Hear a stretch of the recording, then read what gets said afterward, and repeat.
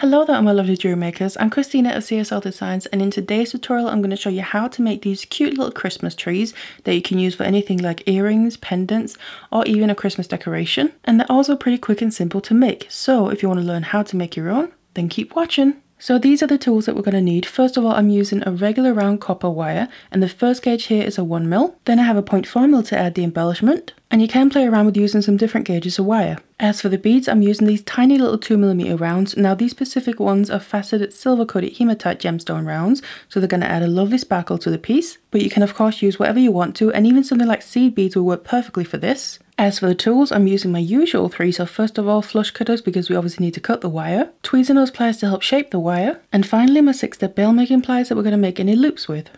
Then we need to cut some lengths of our wire, and what I have first of all is a length of about 25 centimeters of my 1mm, and this is going to be the base wire used to create the tree with. Then I have a length of my 0.4mm wire here of about 30 centimeters, and this is going to be used to add the embellishment with. Now if you want to, you can create your tree freehand by just using your pliers, but what I personally like to do is using a template to get it as symmetrical as possible. So I create my own template like this, where I just put a bunch of different sizes of a Christmas tree shape in this case on a piece of paper that I print off, and then I choose what size I want, and I use this as a template I can keep referring back to as I'm making the tree. And obviously the size that I'm choosing here will depend on what I'm planning to use it for. So in this case I'm going to be working with the tree down here.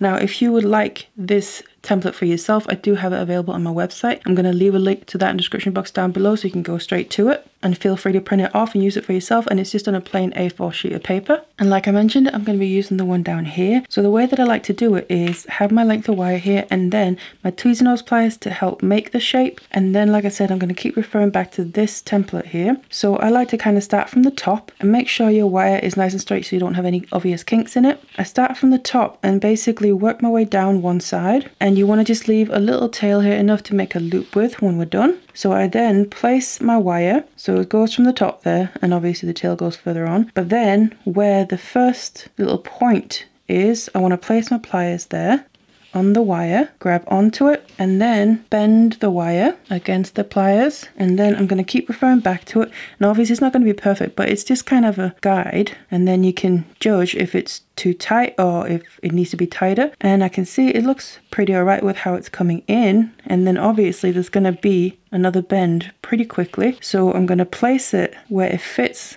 with that bend we just did to the very first point there, and then place my pliers at the next, in this case then is an inner point, and again grab onto the wire and then bend it against the pliers, obviously in the correct direction. So this is back outwards to kind of create the next branch, and just check at the angle again. So I think just need to open it back up a little bit. Keep referring back to it, and like I said, it doesn't have to be perfect, we're just using it as a guide. And then also I'm just going to smooth it out a bit with my finger and just add a slight little curve to it, because as you can see these lines aren't straight, and just make it a little bit more organic rather than just straight lengths of wire. But then place it back on your template to basically use as a guide, so we can see where we need to place the pliers next to create the next point, which is a little bit further out than the first one. And the same principle. Now this gets bent inwards again, and I keep just checking back to see that I'm getting the right angles, and if I need to tighten anything up. And this is basically how I do it all the way along. So you just want to keep following the pattern all the way until you meet back up at the top there. So now I finished shaping the tree, and this is what it looks like. And then you can see at the top here the wires are crossing over each other, so I just want to fix that. So instead of crossing over each other, I want the wires to come straight upwards, flat next to each other. So just one at a time, bend it straight up, and then same with the other one. So they come straight up next to each other like this instead. What I then like to do before we move on is hammer this. Now you don't have to do it, but I personally like to do it just because it makes it a little bit more stable. So I'm going to bring in my block here, and then also my hammer, and then I'm just going to lay it flat on the block, and then just hammer gently all the way around. And you just want to make sure that the wires are staying flat next to each other all the way around. We don't have any crossing over wire. And this just ensures that it stays more flat, so it becomes nice and flat when you look from the side, as opposed to being a little bit wiggly like it was before. And it also hardens it, so it's going to be more durable long term. And of course, flip it around and just do the same on both sides. Now you don't have to hammer very hard, it's just light taps. until we're happy with how nice and flat it is. Then I just want to fasten it here at the top because obviously the two ends of the wire are still separate from each other. So I'm just going to grab my length of 0.4 mil that I cut ready and just place a short little tail behind the two base wires.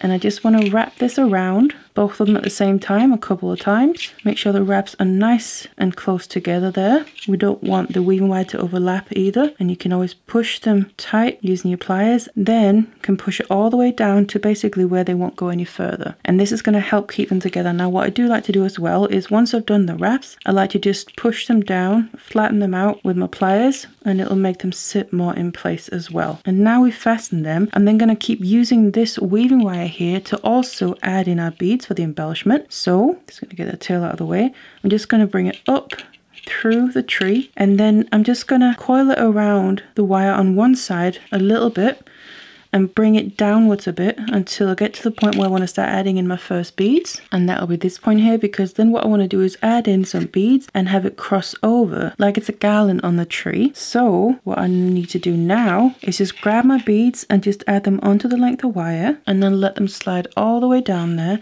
And of course you can add more or less depending on your piece and the materials that you're using, but then you can see it's going to fit perfectly crossing over to the other side. And I am coming up through the tree as well, so I'm going to basically be wrapping in a figure of 8 weave. So I'm still going to wrap around over the top and still come up through the tree just on the other side now, and then wrap around a couple of times here just to fasten this part in place, and then come up through again. And at this point I then want to bring it further down and then come up through again, and then at this point I then want to add more beads and have it come to the opposite side again, but gradually further down. So I'm going to add beads, and when you're happy with how they're going to sit, in this case I'm adding 5, and then bring it to the other side and then again come up through the tree and just wrap a couple of times again. And this is basically the principle of adding in the beads. So we're kind of creating this garland going all the way, crossing back and forth from side to side until we reach towards the bottom. And the last one's the same, of course. Just come up through to wrap around a few times to fasten it in place, and then we can get rid of the excess weaving wire here. So just want to cut it off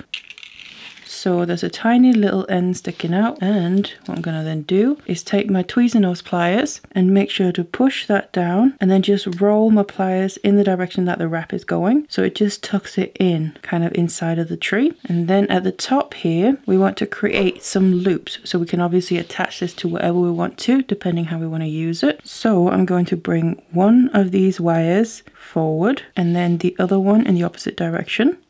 So they're coming out like this, so kind of almost a 90-degree angle between them. And then I'm going to bring in my 6-step bell making pliers and just use the smallest step in this case. You can obviously choose whatever size loop you want to do. And then on one at a time, place the pliers so they're right down at the bottom there, on one wire at a time, and then just bring the wire all the way around and create a full circle. Then we're going to flip it around and then do the same thing with the other one. So you can just put your pliers through the loop that we've already created, so they're going to sit perfectly next to each other and line up nicely. Again, just bring it all the way around to create that full circle like that. And then we just want to cut off the excess. So I want to cut it off where the wire basically meets up with itself and creates the full circle, so that when I've cut it off and we flatten it, the end of the wire is going to butt up against the side of itself. And of course just cut the other one off as well.